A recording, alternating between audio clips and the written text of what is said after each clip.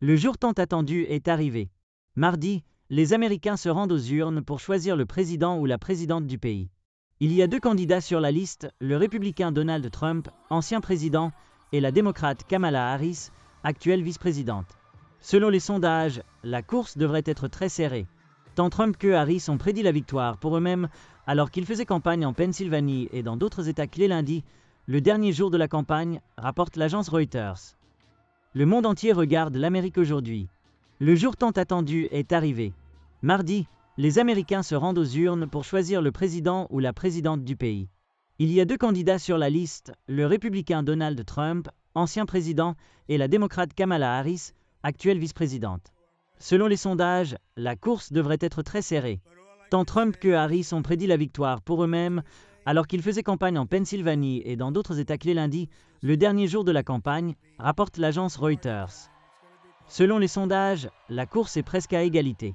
Le gagnant pourrait ne pas être connu pendant plusieurs jours après les élections, même si Trump a déjà signalé qu'il essaierait de contester toute perte, comme il l'a fait en 2020.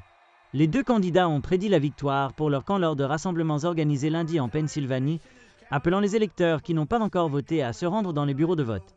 La Pennsylvanie a le plus grand nombre de voix au sein du collège électoral parmi les 7 États considérés comme clés pour la course et devrait déterminer le résultat. Trump a également fait campagne en Caroline du Nord et au Michigan le dernier jour de la campagne et devait retourner chez lui en Floride pour voter et attendre les résultats des élections. D'autre part, Mme Harris a programmé 5 arrêts en Pennsylvanie, y compris 2 villes que Trump a également visitées hors Reading et Pittsburgh. À Allentown, Harris a rencontré la communauté des résidents d'origine portoricaine qui étaient en colère contre les insultes d'un humoriste lors d'un rassemblement de Trump la semaine dernière. Les responsables de la campagne de Harris affirment qu'en fonction des données, les électeurs indécis sont en sa faveur et qu'ils ont constaté une augmentation du vote anticipé parmi les segments clés de la coalition, y compris les jeunes électeurs et les électeurs de couleur. Les responsables de la campagne de Trump ont déclaré qu'ils surveillaient les résultats du vote anticipé, qui montrent que plus de femmes ont voté que d'hommes. Cela est significatif compte tenu du fait que Harris avait une avance de 50 à 38% sur Trump parmi les électeurs féminins inscrits, selon un sondage d'octobre de l'agence Reuters et Ipsos, tandis qu'auprès des hommes, Trump avait une avance de 48 à 41%.